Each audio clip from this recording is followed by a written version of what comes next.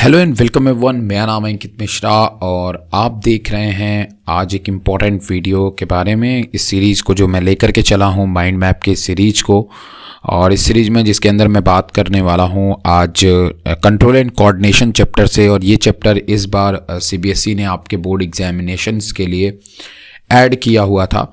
और चूंकि इससे पहले वाले जो भी आपके स्टूडेंट रहे या जो भी आपके सीनियर्स रहे उन्होंने ये चैप्टर शायद नहीं पढ़ा था, बट कोई बात नहीं, ये चैप्टर काफ़ी इंपॉर्टेंट होता है। अगर मैं बात करता हूँ आपके आगे की प्रिपरेशंस के लिए, जब आप 11th में जाते हैं तब भी ये चैप्टर काफ़ी ज़्यादा इंपॉर्टेंट बन जाता है।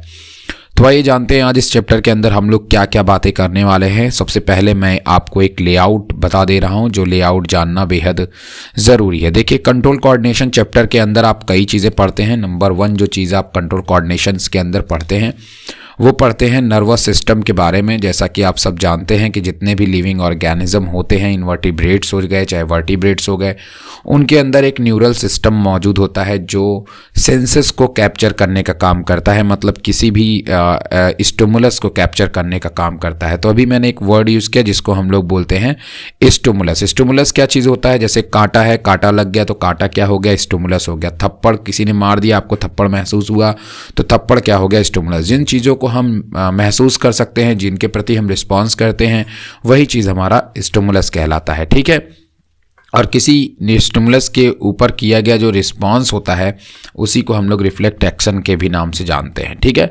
तो नर्वस सिस्टम के बारे में पढ़ते हैं। नंबर 2 चीज़ ब्रेन के बारे में पढ़ते हैं इसी चैप्टर के अंदर। नंबर 3 चीज़ हम लोग हार्मोन्स के बारे में पढ़ते हैं। तो हम कोशिश करेंगे कि आज इस वीडियो के अंदर मैं आपको नर्वस सिस्टम के बारे में बता दूँ, साथ में ब्रेन के बारे में भी आपको बताता चलूं। अब अगर मैं बात करता हूँ नर्वस सिस्टम के बारे में, तो सबसे पहले नर्वस सिस्टम के बारे में समझने के पहले आप कुछ चीज़ों को बहुत ही ध्यान से मेरी बात को सुनना पड़ेगा। ठीक है, थोड़ा समझना जरूरी है, फिर उसके बाद सारा काम आपका हो जाएगा। जैसा कि आप सब जानते हैं कि हमारे बॉडी को जो पूरा का पूरा हिस्सा ऑपरेट कर रहा है, ये हिस्सा ऑपरेट करता है हमारा ब्रेन और हमारी स्पाइनल कॉर्ड। मेनली मैं अपने हाथ को इस समय मूवमेंट करा रहा हूँ, ये चीज़ हमारा ब्रेन गाइड कर रहा है मेरे हाथ की मसल्स को। तो इस हाथ से इस ब्रेन से इस हाथ की मसल्स तक जो इन्फॉर्मेशंस जा रही है वो इन्फॉर्मेशन जाती है वाया किसके थ्रू जाती है? ये जाती है आपके न्यूरॉन सेल्स के थ्रू। किसके थ्रू जाती है? न्यूरॉन सेल्स के थ्रू। जैसा कि मैं आपको हमेशा बताते आया हूं कि जो 2 न्यूरॉन सेल होती हैं वो आपस में इंटरकनेक्टेड होती है। सपोज दैट मान लीजिए कि ये किसी न्यूरॉन सेल का हेड है और ये किसी न्यूरॉन सेल का टेल, तो ये दोनों आपस में कनेक्टेड होती हैं। और जिस रीजन में ये दोनों आपस में कनेक्टेड होती हैं, इस रीजन में, इसी रीजन, जैसे मान लीजिए 2 रीजन है, मान लीजिए ये 2 न्यूरॉन सेल है ना, तो 2 न्यूरॉन सेल जहां से आपस में कनेक्टेड होती हैं उसी रीजन को हम लोग सिनैप्स कहते हैं। क्या कहते हैं? सिनैप्स कहते हैं, जिनके बारे में अभी हम इस चैप्टर में डिटेल में आपसे बात करेंगे। ठीक, तो ध्यान रखिए, जैसा कि मैं अपने हाथ को मूवमेंट कर रहा हूं तो मैं अपनी ब्रेन से अपने इस हाथ के मसल्स के पास में इंफॉर्मेशंस को फैला रहा हूं या ले जा रहा हूं या भेज रहा हूं, और वही मसल्स जब मूवमेंट करती है तो जो बोन्स है वो मूवमेंट करेंगी और आपको आपका हाथ मूवमेंट करता हुआ दिखाई दे रहा होगा, है ना। अब ये जो इंफॉर्मेशंस मसल तक जाती है, ये हमारी ब्रेन से एराइजेस कुछ मोटर न्यूरॉन्स होते हैं, वो न्यूरॉन सेल्स से होती हुई वो हमारी मसल्स में जाती है और मसल से फिर वो हमारी मसल्स को इंफॉर्मेशन देती है। मसल्स कॉन्ट्रैक्ट होता है, मूव करता है, तो हमारी बोन्स भी मूव करती है। तो कुल मिलाकर के मोटा मोटी बात इतनी है कि जैसे आप केबल लगाते हो ना, एक तार से दूसरे तार को जोड़ते हो लंबा कनेक्शन करने के लिए, उसी तरीके से आपकी बॉडी में मौजूद जो न्यूरॉन सेल्स होती हैं, कई न्यूरॉन सेल्स आपस में इंटरकनेक्टेड होकर के पूरा का पूरा एक नेटवर्क बनाती हैं आपकी बॉडी के अंदर।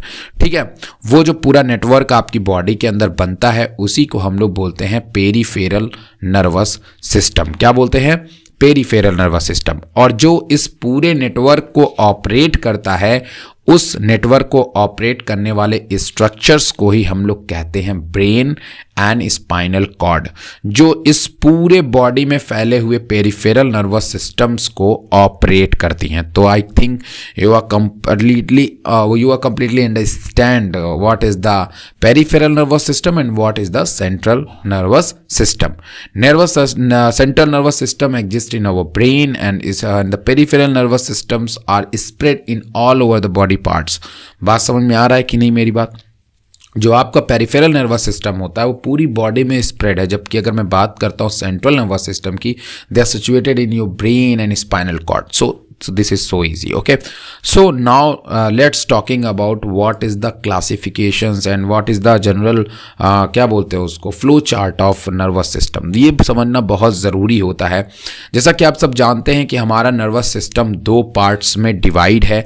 अब नर्वस सिस्टम आपको समझ में आ गया ना, जो भी चीज़ें हम सेंस को कैप्चर करते हैं, चाहे फिर हम टेम्परेचर को फील करते हैं, चाहे किसी कांटे को गड़ने को, दर्द को, पेन को फील करते हैं, किसी टेस्ट को फील करते हैं, किसी चीज़ को आंख से देख करके उसे फील करते हैं, किसी को सुन करके कोई इंफॉर्मेशन लेते हैं. ये तमाम तरीके के जो एक्शन होते हैं, they all actions are perform by our nervous system. But nervous system had 2 different types: central nervous system and peripheral nervous system. Central nervous system contain brain and spinal cord, and peripheral nervous system contain motor neuron and sensory neurons. Sensory neurons is the type of neuron which one collect informations in the body. बात समझ में, मतलब कहने का मतलब ये है कि जब कोई भी बाहर के स्टिमुलस को आपकी बॉडी जो है वो कैप्चर करती है, महसूस करती है और उसे ब्रेन तक पहुंचाती है. बात समझ में, सेंसरी ऑर्गन से ब्रेन तक पहुंचाती है. when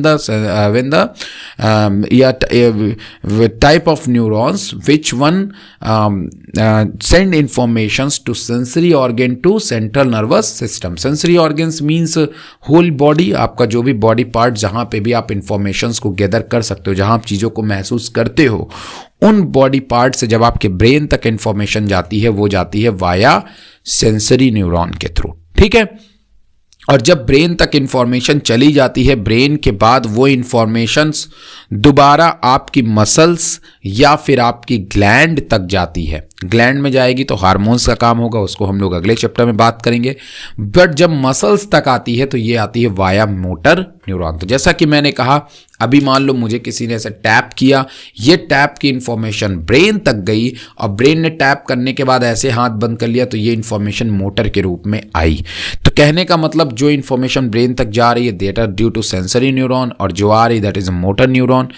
These both neuron cells are belong to peripheral nervous system. Okay, और ये completely whole body में ये फैले हुए होते हैं. जबकि वहीं बात करते हैं सेंट्रल नर्वस सिस्टम की, तो सेंट्रल नर्वस सिस्टम में ब्रेन एंड स्पाइनल कॉर्ड आती हैं, जिनका काम होता है कि चीज़ों को कंट्रोल एंड कोऑर्डिनेट करना, बताना कि भाई कौन सी इंफॉर्मेशंस को भेजना है, राइट इंफॉर्मेशन कौन सी है, जज करते हैं, प्रीवियस जो एक्सपीरियंसेस रहे हैं उनको दिमाग में लाते हैं. ये सब काम कौन करता है? ब्रेन करता है. बट स्पाइनल कॉर्ड बहुत ही क्विक रिस्पॉन्स करता है. अगर बॉडी में जो भी क्विक रिस्पॉन्सेज होते हैं वो स्पाइनल कॉर्ड के द्वारा होते हैं. सपोज दैट आपको मान लो कि कांटा गड़ गया, तो कांटे में आप सोचते नहीं हो कितना बड़ा कांटा गड़ा, छोटा गड़ा, तेज गड़ा. वो केवल और केवल क्या होता है कि सबसे पहले आपकी बॉडी उस पर रिस्पॉन्स करती है. रिस्पॉन्स करने का मतलब ये है कि आप हाथ हटा लेते हो. सबसे क्विक रिस्पांस यही होता है कि आप उस कांटे से, या फिर अगर आपको मान लीजिए आप जल गए हो तो आप हाथ पहले हटाओगे. ये आपका क्विक रिस्पांस होता है जो स्पाइनल कॉर्ड के थ्रू होता है. इसी को हम लोग रिफ्लेक्स एक्टिविटी भी बोलते हैं. ठीक है, वहीं पे मोटर न्यूरॉन की बात करता हूं तो मोटर न्यूरॉन में 2 और भी टाइप्स हैं, जैसे कि somatic nervous system and autonomic nervous system. जितना भी आपके हार्ट और लंग्स वगैरह जो आपकी मूवमेंट करती हैं, ये आपको पता है कि ऑटोनॉमिक पार्ट होता है. ये मतलब किसी के कंट्रोल में नहीं होता है. ठीक है, तो मोटर न्यूरॉन में ऑटोनॉमिक नर्वस सिस्टम एक ऐसा टाइप होता है जो हमारे कंट्रोल में नहीं होता है. वहीं पे एक होता है सोमैटिक नर्वस सिस्टम जो हमारे कंट्रोल में होता है. हमारी बॉडी में जो भी हमारे कंट्रोल में है वो सोमैटिक नर्वस सिस्टम में आएगा, और जो हमारे कंट्रोल में नहीं है, जो ऑटोमेटिकली हो रहा है, वो ऑटोनॉमिक नर्वस सिस्टम के अंतर्गत आता है. ऑटोनॉमिक नर्वस सिस्टम 2 तरह के होते हैं, sympathetic division and parasympathetic division. जब हम लोग फाइट और फ्लाइट की कंडीशंस आती है बॉडी के अंदर तो सिंपैथेटिक डिवीजन काम करता है, और जब रेस्ट और डाइजेस्ट की बात आती है, मतलब आराम करने की और खाने की बात आती है, या इस तरह की एक्टिविटीज आती है, तो उसमें हम लोग पैरासिम्पैथेटिक डिवीजन्स को लेकर के जाते हैं.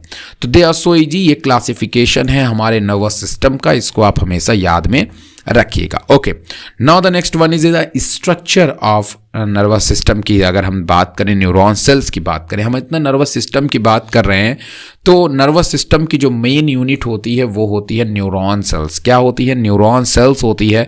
और न्यूरॉन सेल्स में जो इन्फॉर्मेशंस को गैदरिंग करने का काम भी करते हैं वो होते हैं डेंड्राइट्स। तो डेंड्राइट्स को आपको ध्यान में रखना है। बेसिकली डेंड्राइट्स हमारे सेल बॉडी पे मौजूद होते हैं, याद रखिएगा। है बड़े क्लासेस में आप पढ़ेंगे how many types of neuron cells, कितने टाइप्स के होते हैं, ये सब आप पढ़ेंगे, लेकिन उसको यहाँ पे अभी आप नहीं पढ़ेंगे। देखिए, न्यूरॉन सेल एक सेल है और ये लॉन्गेस्ट सेल होती है, काफ़ी टॉलेस्ट सेल में मानी जाती है और इसकी लंबाई बहुत ज़्यादा भी हो सकती है, 1 मीटर तक हो सकती है। और ये डिवीज़न नहीं करते हैं। तो हमारी ब्रेन में अगर चोट लगती है तो न्यूरॉन सेल डैमेज नहीं होने चाहिए, राइट? ये बात आप हमेशा ध्यान में रखेंगे। तो इनमें डेंड्राइट्स होती हैं और जो यहाँ पे बीच में ये जो स्ट्रक्चर रेड रेड गया हुआ है, इसके अंदर ये ऊपर वाले के अंदर एक स्ट्रक्चर गया होता है पाइप जैसा, यहाँ पे आप देख सकते हैं। ये पाइप जैसा जो स्ट्रक्चर अंदर से गया हुआ है, इसी को हम लोग एक्सॉन कहते हैं। क्या कहते हैं? एक्सॉन कहते हैं। और इसके ऊपर माइलिन शीथ होती है जो इनके अंदर के इंफॉर्मेशंस को बढ़ाती भी है, साथ में इलेक्ट्रिक शॉक्स वगैरह को भी कंट्रोल करती है, एब्जॉर्व करती है। तो बहुत सारे काम, प्रोटेक्शन का भी काम होता है माइलिन शीथ का। तो ये काफ़ी कमाल का स्ट्रक्चर, इसको याद रखिएगा। और जहाँ पे 2 न्यूरॉन सेल, जो पहली न्यूरॉन सेल है उसको हम लोग प्री बोलते हैं, जो दूसरी न्यूरॉन है उसे हम लोग पोस्ट सिनेप्टिक न्यूरॉन कहते हैं। ध्यान रखिएगा, ये प्री सिनेप्टिक न्यूरॉन है ऊपर वाले का ये एरिया देखो, जूम करके बताया है कि भाई ये वाला जो है ये है और ये नीचे वाला भाई ये है, ठीक है। ये तो ये है आपका प्री सिनेप्टिक न्यूरॉन और नीचे वाला है पोस्ट सिनेप्टिक न्यूरॉन। और जहाँ पे दोनों एक दूसरे से ये मान लीजिए ए न्यूरॉन है, ये बी न्यूरॉन है ना, तो जहां पे ए और बी वाले न्यूरॉन आपस में जुड़ रहे हैं उस एरिया को हम लोग बोलते हैं सिनेप्टिक क्लेफ्ट। और ये पूरे के पूरे एरिया को ही हम कहते हैं सिनैप्स। क्या कहते हैं? सिनैप्स कहते हैं। तो याद रखिएगा कि वो रीजन जहां पे 2 न्यूरॉन सेल्स आपस में इंटरकनेक्टेड होते हैं उसी एरिया को हम लोग सिनैप्स कहते हैं, ठीक है। सिनैप्स में मैंने बताया था क्या काम होता है। सिनैप्स में सिनैप्टिक क्लेफ्ट होता है जो दोनों जगह का स्पेस होता है। इसका काम होता है न्यूरोट्रांसमीटर्स को एक न्यूरॉन सेल से दूसरे न्यूरॉन सेल्स के अंदर ट्रांसफर करना। तो कैसे ट्रांसफर करते हैं मैं आपको बता दे रहा हूं। एक्सॉन के अंदर जो इंफॉर्मेशन होती है वो इंपल्स के फॉर्म में होती है, करंट मतलब कि इंपल्स के फॉर्म में होती है। बट जैसे ही वो आपके नोब में आते हैं, सिनेप्टिक नोब या एक्सॉन टर्मिनल में आते हैं, एक्सॉन टर्मिनल में आने के बाद वो सिनेप्टिक वेसल्स बन जाते हैं, वेसिकल बन जाते हैं और उसमें भरे होते हैं ढेर सारे न्यूरोट्रांसमीटर। यही न्यूरोट्रांसमीटर कैल्शियम आयन चैनल की मदद से बाहर निकलते हैं और बाहर निकल करके ये न्यूरोट्रांसमीटर रिलीज कर दिए जाते हैं। ये न्यूरोट्रांसमीटर अलग अलग तरह के होते हैं, जैसा कि मैंने कुछ न्यूरोट्रांसमीटर के एग्जाम्पल आपको बताए हुए हैं। कुछ न्यूरोट्रांसमीटर का नाम होता है जैसे एसिटिल कोलिन, डोपामीन। तो ऐसे तमाम तरह के न्यूरोट्रांसमीटर होते हैं जो अलग अलग सिचुएशंस में रिलीज होते हैं, ठीक है। फिर जब ये रिलीज होगा तो दूसरी सेल जो जिसको हम लोग पोस्ट सिनेप्टिक बोल रहे हैं, ये वाली बी वाली, ये इसको क्या काम करती है कि दोबारा से अपने चैनल को ओपन करके अंदर ले लेती है न्यूरोट्रांसमीटर को और इस तरीके से एक सेल से दूसरे में, दूसरे से तीसरे में इंफॉर्मेशंस ट्रांसफ़र होती रहती है और इस तरीके से आपका पूरा का पूरा सिस्टम काम करता है और इसी चीज़ को हम लोग सिनैप्स कहते हैं, ठीक है। तो स्कूलों में आपने पढ़ा होगा, इसको एक बार देख लेंगे आपका काम बन जाएगा। Now the next one is, यहाँ पे अगर आप ध्यान से देखेंगे तो यहाँ पे देखिए बहुत ही अच्छी तरीके से पूरे नर्वस सिस्टम के कोऑर्डिनेशन सिस्टम को बताया गया है। तो देखिए जैसे कि अभी हमने गिलास में हमको प्यास लगी हुई है, राइट, हमें प्यास लगी है और अभी हमने जो है क्या देख लिया भाई, पानी देख लिया। पानी देखा किसके थ्रू देखा? आंख के थ्रू देखा ना भाई, आंख के थ्रू देखा। आंख में होती है ऑप्टिक नर्व। कैसी नर्व होती है? Optic nerve. ऑप्टिक नर्व एक तरह की सेंसरी न्यूरॉन है, वो इंफॉर्मेशंस को भेजती है ब्रेन तक। कहां तक भेजती है? ब्रेन तक भेजती है। साथ में काफी यहीं से देखोगे तो ये एक ऐसी न्यूरॉन होती है, सेंसरी न्यूरॉन, जो बाइपोलर टाइप की होती हैं। ये एक तरह से ब्रेन में भी इंफॉर्मेशन भेज रही हैं, साथ में इंफॉर्मेशंस को स्पाइनल कॉर्ड में भी भेज रही होती हैं, ठीक है। तो स्पाइनल कॉर्ड तुरंत रिस्पॉन्स कर देता है, तुरंत हाथ को आगे बढ़ाता है, पानी उठा लेता है। ब्रेन जो है थिंक करता है कि भैया तुम्हें ये पानी पीना है, ये पानी साफ है कि नहीं है। तो ये सब काम एक तरफ ब्रेन करता रहता है और एक तरफ आप ग्लास उठा चुके होते हो। तो ये आप देख सकते हैं कि जो स्पाइनल कॉर्ड होता है उसमें ब्रेन का इन्वॉल्वमेंट नहीं होता। आप रिएक्शन कर देते हो, रिएक्शन करने के बाद तब सोचते हो ना, बट ब्रेन जो है किसी भी चीज़ को थिंक करता है, डिसीजन मेक करता है, उसके बाद रिस्पॉन्स करता है, फिर आपके हाथ मसल्स में जाती है इन्फॉर्मेशन, और फिर मसल्स काम करेगी तो बोन से आप ग्लास को उठा लेते हो और पानी को पी लेते हो।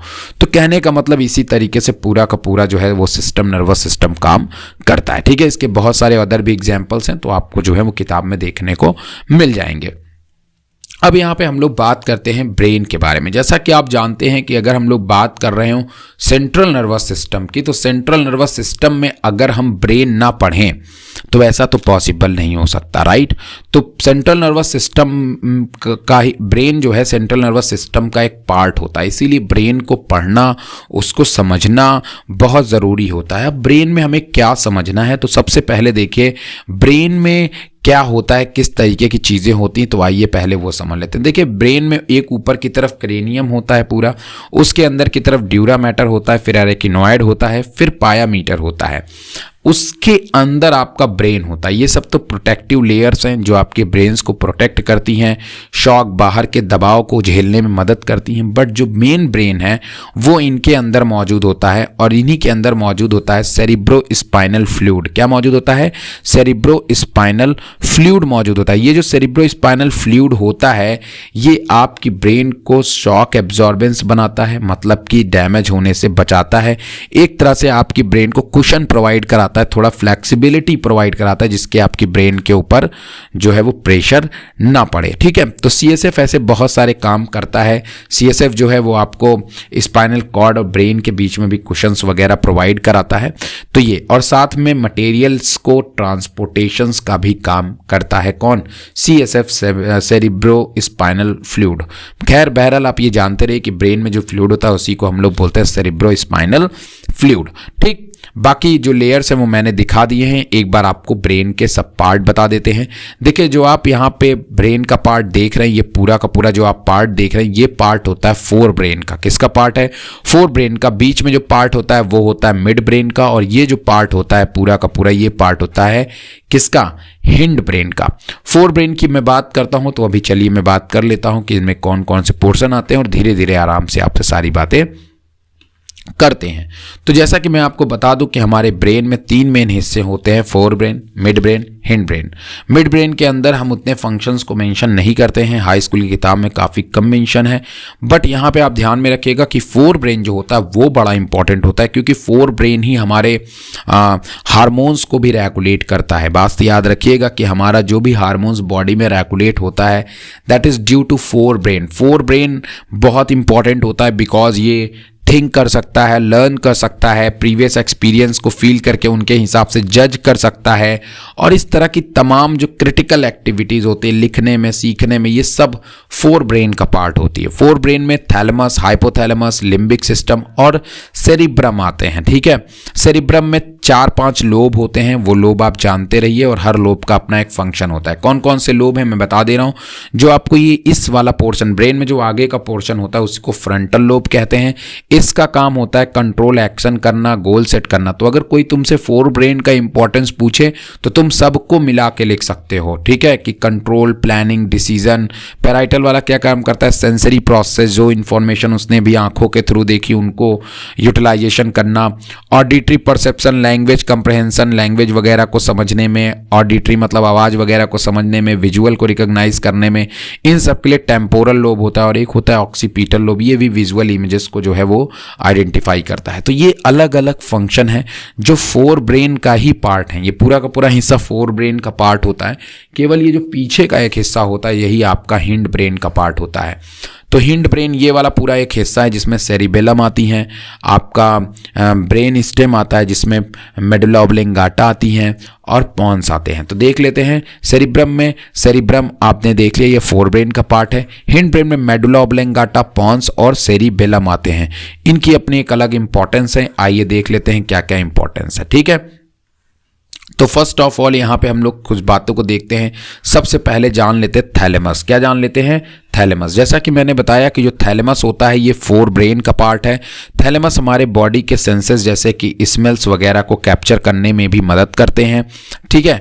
बाकी चीज़ें जैसे किसी चीज़ को सोचने में, ये सब चीज़ों में, कॉन्शियसनेस, लर्निंग और मेमोरी वगैरह में भी थैलेमस का बहुत बड़ा काम होता है। उसी तरह से लिम्बिक सिस्टम होता है। जो लिम्बिक सिस्टम होता है वो भी ब्रेन का ही पार्ट होता है। इन्वॉल्व इन बिहेवियरल, इस इमोशनल रिस्पॉन्सेज जो होते हैं वो किसके थ्रू होते हैं? लिम्बिक सिस्टम के थ्रू होते हैं। फीडिंग वगैरह में भी इनका फंक्शन परफॉर्म होता है। अब द मोस्ट इंपॉर्टेंट जो हिंड ब्रेन के पार्ट हैं वो बड़े इंपॉर्टेंट हैं, तो आप एक बार इनको जरूर देख लीजिएगा। जैसे कि मेडुला ऑब्लेंगाटा, अगर आप मेडुला ऑब्लेंगाटा को देखेंगे तो medulla oblongata transmits signal between spinal cord and higher part of the brain. ये क्या काम करते हैं कि जो ऊपर के पार्ट होते हैं ब्रेन के, उनके तक इंफॉर्मेशन पहुंचाते हैं स्पाइनल कॉर्ड से। और ये जो होते हैं, ये जितने भी बॉडी में इनवॉलेंट्री एक्शन होते हैं, ऑटोनॉमिक एक्शन होते हैं, जैसे हार्ट बीट, रेस्पिरेशन, वो सब काम कौन करते हैं? मेडुला ऑब्लेंगाटा। वहीं पर रेस्पिरेशन, स्लीपिंग वगैरह का जो काम होता है, यूरिनरी ब्लैडर वगैरह का जो काम होता है, जो भी अदर ऐसे एक्शन है जो मतलब कि इनवॉलेंट्री हैं, उनको कौन करता है? पॉन्स करता है। तो पॉन्स के बहुत सारे फंक्शंस हैं, आप देख सकते हैं। सेरिबेलम एक बहुत इंपॉर्टेंट स्ट्रक्चर है, तो इसके बारे में आराम से पढ़ते हैं। आपकी बॉडी को बैलेंस और उसका पोस्चर को मेंटेन करने का काम होता है सेरिबेलम का ना। साथ में आपकी जो आंखें हैं उसको बिल्कुल स्ट्रेट रखना, स्टेडी रखना, अपराइट रखना, वो भी काम किसका होता है? सेरिबेलम का होता है। Motor learning, this involve the learning and fine tuning of various movement, हर चीज़ को अच्छी तरीके से मूवमेंट को ध्यान देखना, परखना। Example include the specific precise movement use for writing and riding a bicycle. तो जो आप लिखते हैं वो सही लिख रहे हैं, कैसे लिख रहे हैं, अच्छा कैसे लिख सकते हैं, ये तमाम तरह की चीज़ें आपकी सेरिबेलम में ही होती है। स्पीच में अगर मैं बात करता हूँ तो आप क्या बोलते हैं, क्या किस तरीके से आप बोलते हैं, वो भी चीज़ सेरिबेलम कंट्रोल करती है। तो सेरिबेलम एक काफ़ी इंपॉर्टेंट स्ट्रक्चर है। जैसे फोर ब्रेन है तो सेरिबेलम का भी ख्याल रखना बनता है। तो ये जितनी भी चीज़ें थी, ये सभी के सभी पार्ट थे हमारे ब्रेन के। और उसके बाद आ जाता है आपका next one is that hormones को लेकर के। जैसा कि मैं आपको बता दूं कि हमारा जो ब्रेन होता है, ब्रेन से जो थैलेमस होती है, उसके बाद हाइपोथैलेमस होती है, और उसके बाद होती है आपकी पिट्यूटरी ग्लैंड। तो thalamus and hypothalamus is a part of thalamus and hypothalamus is a part of brain, but pituitary gland is not a part of brain. Pituitary gland is a part of hormonal system, जिसके बारे में मैं बात करूंगा आपसे अपने next video में। उम्मीद है वीडियो आपको पसंद आया। वीडियो पसंद आया तो लाइक करिएगा, सब्सक्राइब करिएगा भैया जो है, और उसके बाद प्रीवियस वीडियो लाइव प्रोसेस का जरूर देख लीजिएगा, जिससे आपको काफ़ी अच्छी इंफॉर्मेशन मिल जाए।